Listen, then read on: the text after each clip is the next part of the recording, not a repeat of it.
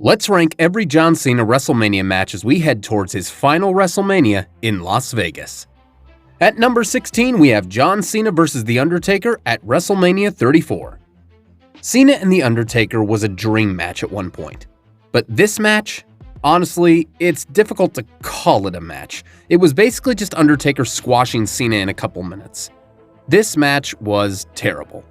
Not only did it make Cena look washed up and worthless, but Undertaker himself went on record saying that he had gotten into shape for months and was ready to put on a full match, possibly a 20-minute match. But because WrestleMania was already running long, Vince decided to make it a squash match. And sure, neither man was in their prime by this time. Cena was pretty much a part-timer, Undertaker already lost twice at WrestleMania, first to Lesnar, then to the big dog version of Roman Reigns that nobody cared about, so even the mystique of the streak was obsolete. Oh hey, that rhymes sort of.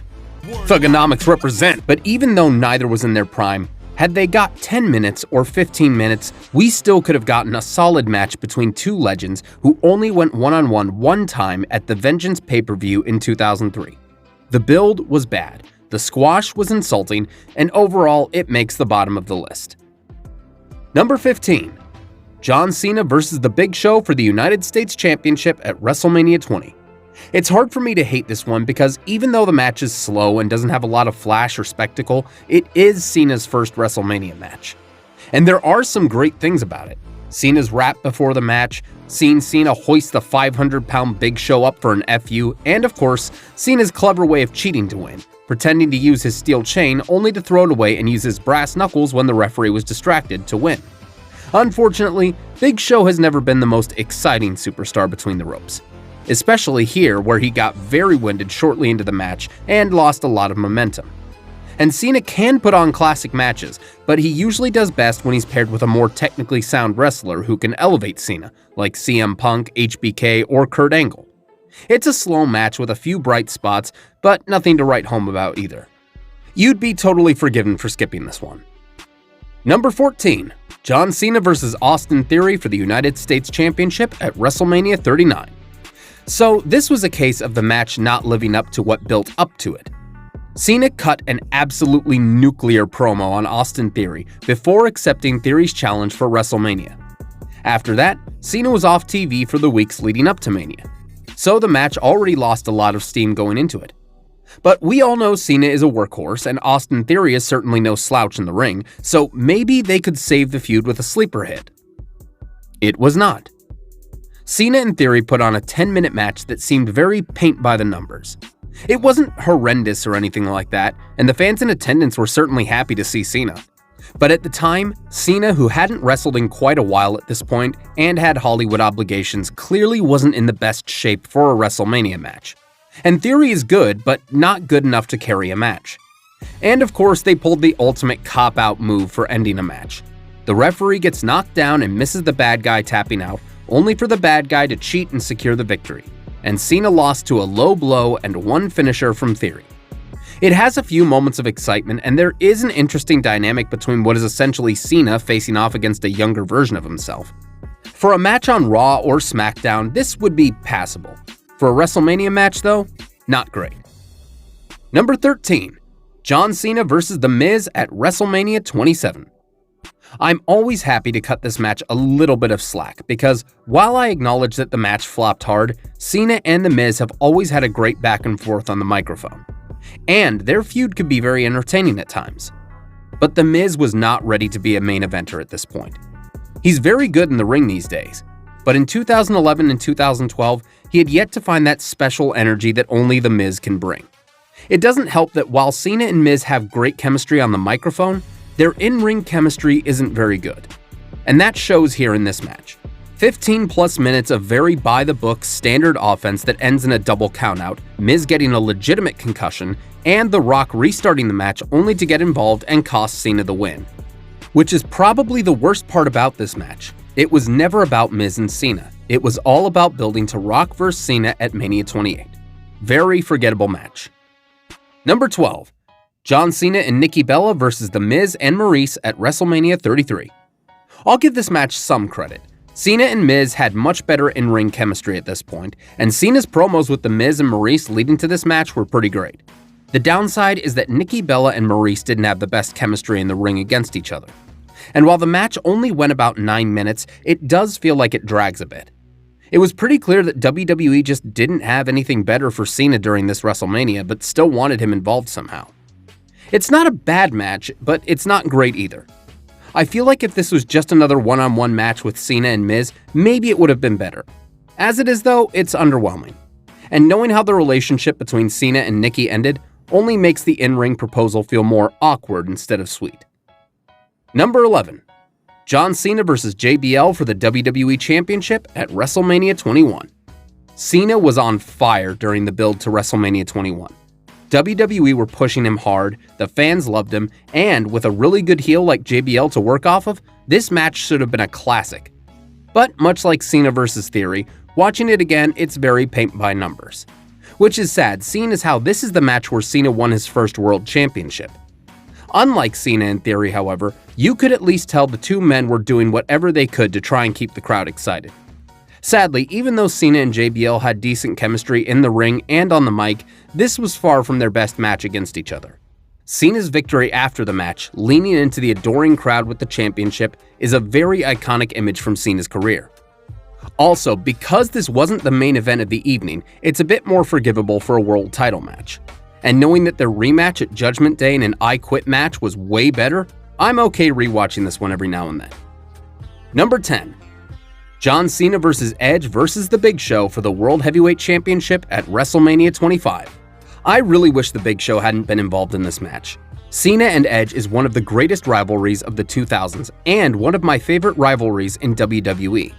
And even though they had plenty of matches against each other before this, they never went one-on-one at WrestleMania.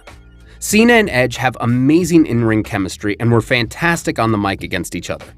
Sadly, they were also saddled by having to carry the weight of Big Show being added to the match just to show Cena lifting Big Show and Edge on his shoulders at the same time.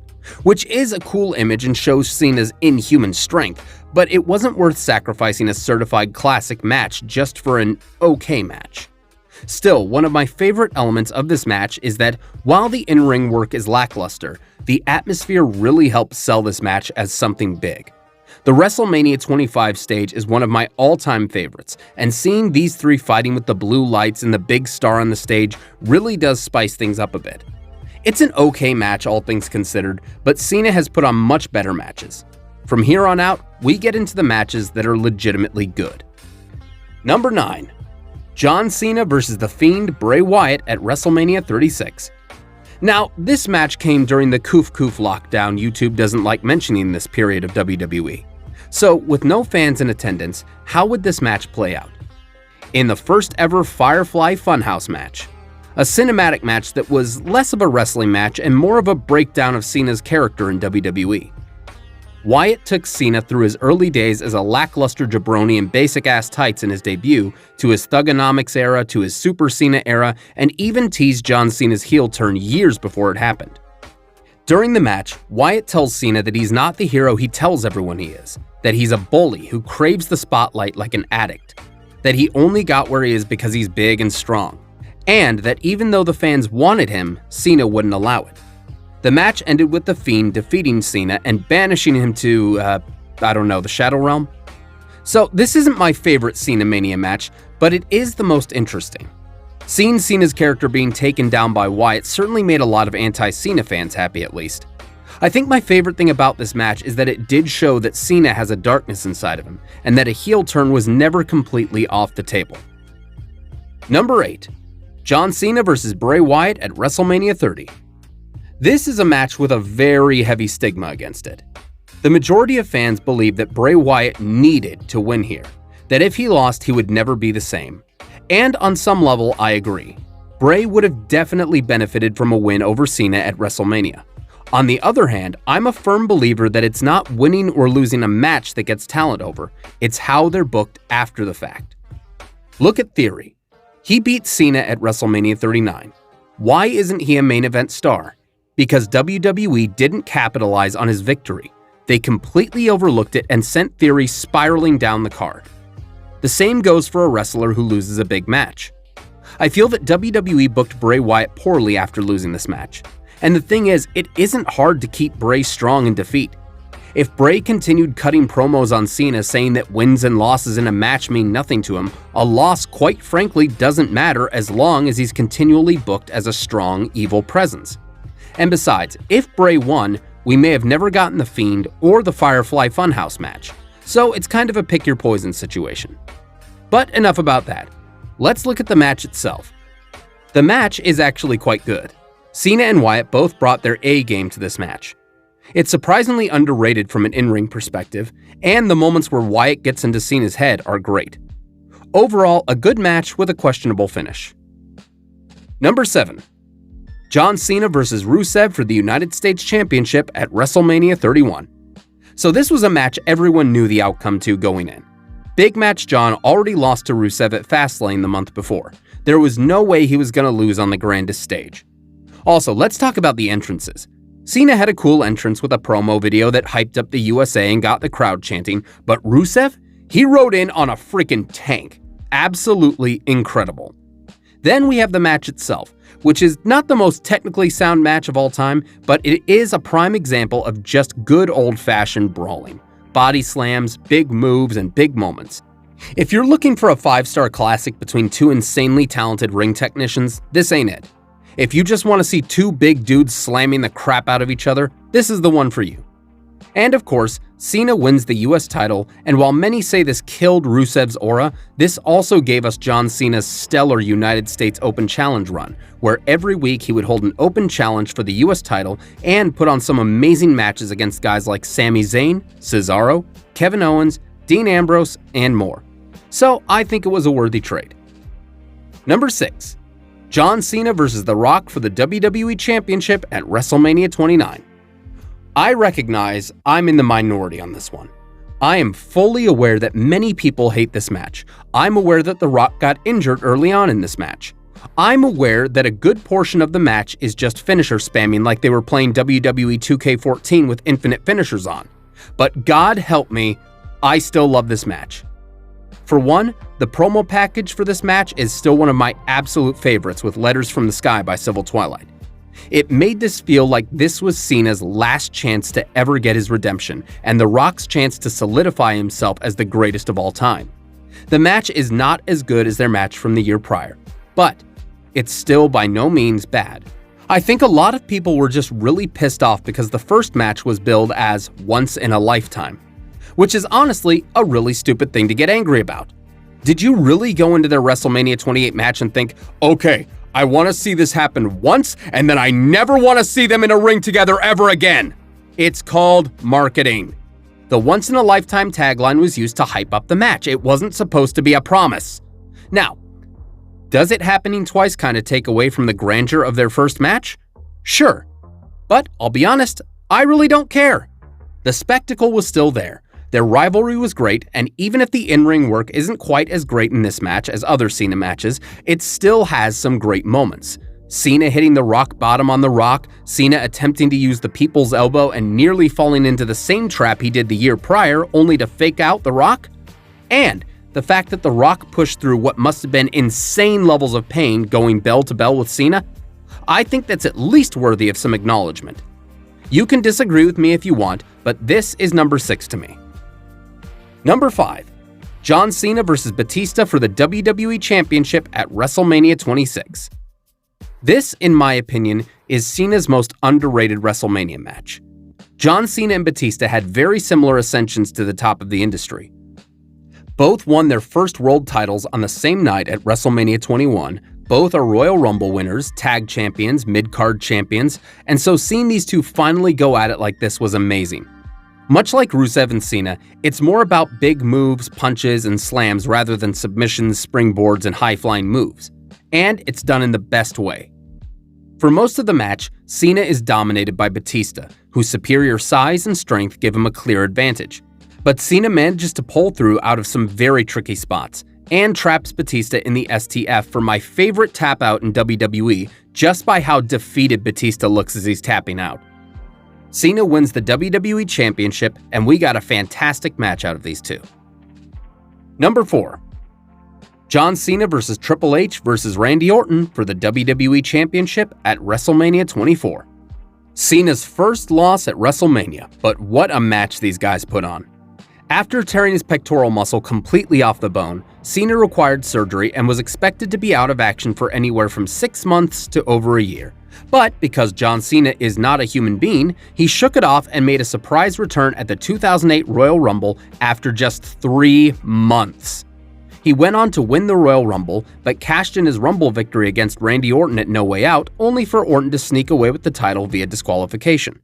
So, Triple H was scheduled to battle Orton at WrestleMania 24 for the championship, yada yada yada. Cena got into the match, and the triple threat was set for Mania 24. The match itself was pretty intense. None of these three liked each other at all, so there wasn't much favoritism. There were some great moments in this match, some very close calls, and it rarely lost the energy it started with. Unfortunately for Cena, he would eat a pedigree from Triple H, who would immediately eat a punt kick from Randy Orton, who pinned Cena to get away with the win. Much like Edge and Cena, Orton and Cena sadly never got a one-on-one match at WrestleMania, and with Cena's last Mania opponent being Cody Rhodes, it looks like they never will get it. Then again, they fought each other approximately 700 times already, so it's not a big loss. Still though, this match really is a great showing from all three men, definitely worthy of the number 4 spot. Number 3. John Cena vs. Triple H for the WWE Championship at WrestleMania 22. This was around the time when the fans started to boo Cena's push to the top. He was still very popular, but the fans were sick of his title reign and actually cheered on the bad guy Triple H in this match. This was Cena's 3rd WrestleMania match, and after winning the WWE Championship the year prior, he wasn't looking to lose it here. Triple H, on the other hand, was still relatively fresh off his reign of terror with the World Heavyweight Championship in the years prior. So fans were at an impasse. Do we stick with Cena as the champion, or go with the guy who held the world title hostage just a year and a half ago? Well, no matter who they chose, everyone wins with this match. Cena and Triple H were evenly matched for the most part, countering finishers, reversing big attacks, and of course, near fall after near fall. The closest being after Cena hit the FU on Triple H, who kicked out at the last second. The crowd was highly divided, with the chants clearly getting to Cena at points during the match. But, much like with Batista, Cena managed to get Triple H to submit after locking in the STF, retaining the title and making his Mania record 3 wins and 0 losses. This match really is great and worth it just for the lively crowd and big moments. Number 2. John Cena vs. The Rock at WrestleMania 28. I hear voices in the air. I hear them loud and clear. They're telling me that this was a spectacle. You know how some movies are carried by the hype surrounding them, like Avatar? Where the story itself isn't anything great, but the spectacle and grandeur is phenomenal? That's this match. For over a year, Cena and The Rock were feuding, taking shots at each other, hyping up this must-see event, and it got heated. According to Cena himself, there was actual animosity between himself and Dwayne Johnson in this feud. But with every week, every Monday Night Raw, the clock kept counting down to April 1st, 2012. And when it finally arrived, the air in Miami was electric. From an in-ring perspective, the match is good, but nothing spectacular. But much like The Rock vs. Hulk Hogan at WrestleMania 18, it was all about the story and the two icons in the ring, two faces of their respective generations, two legends in their own right coming to blows on the grandest stage. The crowd was on fire. Cena and The Rock put on a 30-minute match that had people on the edge of their seats, because no one truly knew who was going to win this match. The Rock was a huge star, of course, but Cena was the golden goose of WWE. Would nostalgia triumph with a victory for The Rock? Or would Super Cena rise above once again and defeat his Hollywood enemy? The answer came when Cena, wanting to mock The Rock and beat him with his own move in his own hometown, ran straight into a rock bottom and lost. This match is sheer spectacle and cinema, sports entertainment at its finest, rivaled only by the ending to WrestleMania 40 where, coincidentally, Cena and Rock came face to face once again. It's absolutely one of Cena's greatest matches, but not the greatest. That honor goes to Number 1. John Cena vs. Shawn Michaels for the WWE Championship at WrestleMania 23. There was a time, not so long ago, when people would chant something to Cena. That chant was, "You can't wrestle, 5 claps, repeat. But if anyone truly believes that John Cena can't carry his own weight between the ropes, I challenge them to watch this match. John Cena and HBK might have been tag champions at the time of their Mania match, but there was certainly no love between these two. What was kind of refreshing about this rivalry is that it wasn't really a blood feud. There wasn't any major animosity between these two based on betrayal or one man turning on the other or what we normally see in a WrestleMania feud. It was two men who, while they respected each other, both wanted to be the top guy. Michaels was starting to head into the twilight of his career as a wrestler and wanted to show he could still go and take anyone to their limit on the grandest stage. He was Mr. WrestleMania for a reason. Cena was the WWE champion at the time and wanted to solidify his position as the top guy in the business and show that he could go toe-to-toe with anyone, even someone as legendary as HBK. The match came and both men put on a nearly 30-minute classic. Remember earlier when I said John Cena works best with wrestlers who complement his style? HBK is a prime example. Cena was all about power and big moves. Michaels was a savvy ring technician. Cena would batter HBK with clubbing blows while Michaels worked smarter, targeting Cena's knee and kept the match at his pace. And throughout the match, momentum shifted back and forth, with the crowd not knowing who would come out on top. The best moment came when HBK hit Cena with a pile driver onto the ring steps and followed this shortly after with a backflip off the ring apron onto Cena, sending both crashing into the announce table. The ending came when Michaels attempted to hit Cena with sweet chin music, only for Cena to catch his foot and trap HBK in the STF. Eventually, Michaels tapped out and Cena earned his 4th straight WrestleMania victory. This match really is something special. Technical, with big moves, big spots, high energy from the crowd, and a great finish. It's definitely Cena's crowning moment at WrestleMania. Although, if he happens to win his 17th championship at WrestleMania 41, we may have a new contender. Only time will tell. Thank you all for watching. Let me know what your favorite WrestleMania moment or match is in the comments below. Be sure to subscribe and hit that notification bell so that, unlike John Cena, you'll be able to see me anytime I upload a new video. See you next time on Realm of Concordia. Thanks for watching.